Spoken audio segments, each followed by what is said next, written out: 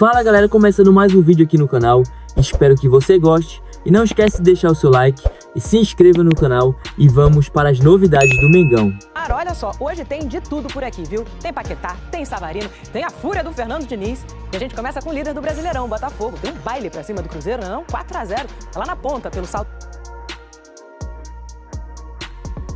Flamengo, Lucas Paquetá ia ser apresentado hoje no Ninho do Urubu, só que os planos mudaram.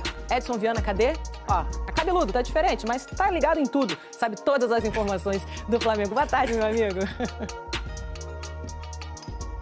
Oi, Débora, tudo bem? Boa tarde pra você, boa tarde pra todo mundo. Pois é, a ideia era essa, mas não acabou acontecendo porque o contrato do Paquetá com o Flamengo ainda não tinha sido assinado. Inclusive, até a nossa última atualização, isso não aconteceu ainda. Por quê? Porque há uma pendência particular do Paquetá com o West Ham da Inglaterra. É uma questão burocrática, vai ser resolvida a qualquer momento, mas acabou travando a assinatura do contrato. O Paquetá esteve hoje de manhã aqui no Ninho do Urubu, ele fez um treinamento à parte, não treinou ainda com os demais jogadores, porque isso só pode acontecer uma vez que o contrato seja assinado. E qual é o próximo passo?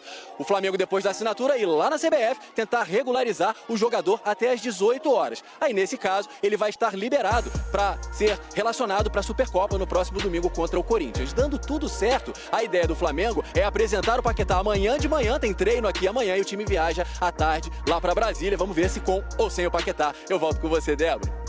Boa, Edson, obrigada pelas informações. Certo é que com ou sem Paquetá, domingo tem jogo em Brasília, Flamengo e Corinthians, valendo a Supercopa Rei. A Globo, claro, vai transmitir esse jogão ao vivo. A transmissão começa às 3 horas da tarde. Vai ter show do João Gomes, vai ser coisa boa. E às 4 horas aí sim a bola rola. Carlos Gil tá aqui com a gente para trazer as informações do Flamengo, agora direto de Brasília. Oi, Gil, boa tarde para você. Oi, Débora, boa tarde pra você, boa tarde pra todo mundo. Se o Paquetá tá chegando, o Michael tá se despedindo, ele já rescindiu o contrato com o Flamengo, portanto não vem pra Brasília. O destino deve ser a Arábia Saudita. Por aqui o sol abriu agora, mas já caiu uma tempestade, clima instável na cidade, mas clima de decisão também. Tem até a taça exposta no aeroporto, nas ruas a gente já vê muita gente com a camisa do Flamengo, claro, com a camisa do Corinthians, nessa decisão da Supercopa Rei. Aliás, o Flamengo tem sido um frequentador, né, dessas decisões. Nas últimas 6 vezes o Flamengo esteve presente, é o atual campeão, venceu o Botafogo no ano passado. Para essa partida de domingo, o Saúl, por exemplo, só volta em março, o De La Cruz ainda não foi relacionado, né? Mas o resto está todo mundo à disposição. Havia até uma dúvida, o Jorginho vai poder jogar, foi expulso contra o São Paulo, não tem nada a ver, o Campeonato Brasileiro ele pode normalmente ser escalado contra o Corinthians nessa decisão da Supercopa Rei, que ganha ares aí até de uma pressão, né, Débora? Porque o Flamengo perdeu do Fluminense no Carioca, perdeu do São Paulo na estreia do Brasileirão, a torcida tá querendo saber onde estão aquelas vitórias todas de 2025. Bom, o primeiro troféu pode vir no domingo na Supercopa Rei aqui contra o Corinthians.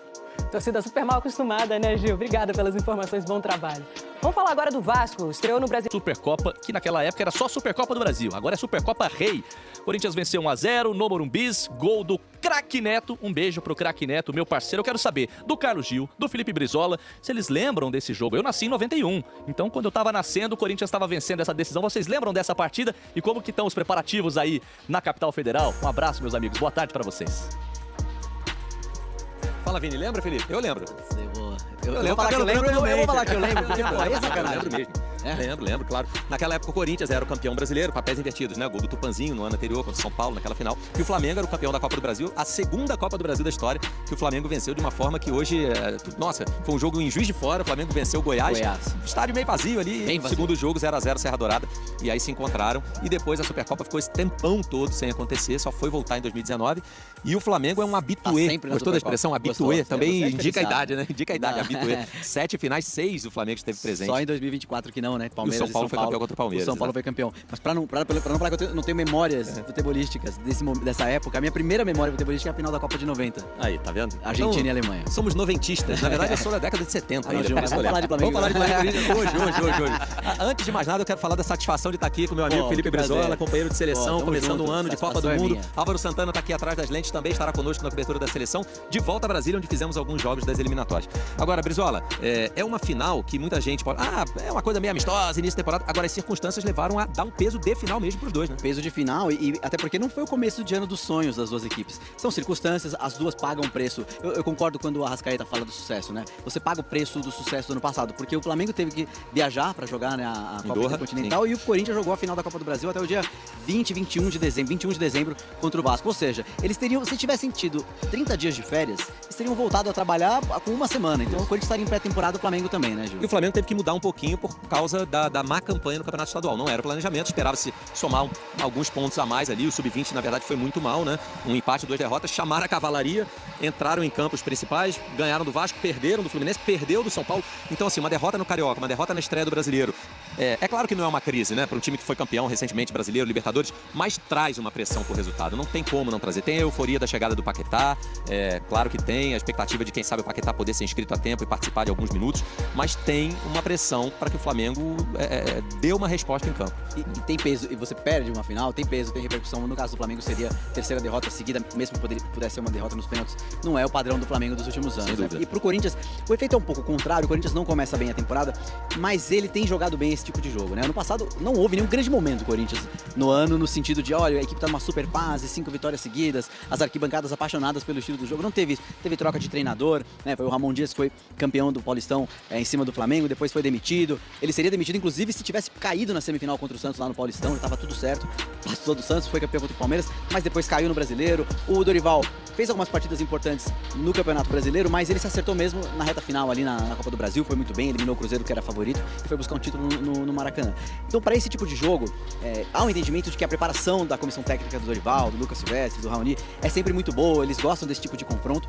Então, pro Corinthians tem um peso diferente, derrubar um time do tamanho do Flamengo, vai mudar um pouco a torcida corintiana, lá na Vila Belmiro, na derrota pro Bahia, teve isso também, os dois perderam de virada na estreia do Brasileiro, cobrava, ó, domingo é guerra e tal. O Flamengo não jogou em casa, né, jogou no Morumbi, contra o São Paulo, perdeu também, mas existe essa, sem dúvida nenhuma, essa vontade e essa necessidade de mostrar, de vencer, de iniciar a temporada como terminou o ano passado. Só pra gente dar uma encerrada aqui, lá no fundo, agora há pouco havia alguns torcedores que estão fazendo tour aqui, porque existe o tour do Mané Garrincha.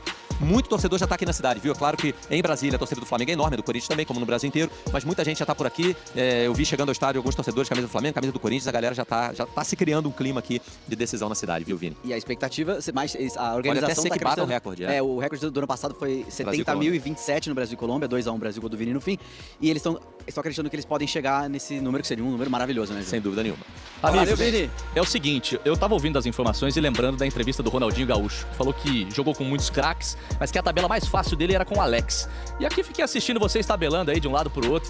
Ficou legal de acompanhar, viu? Prazerzaço estar com vocês aqui. Um abraço pro Álvaro Santana, nosso repórter cinematográfico. Beijo.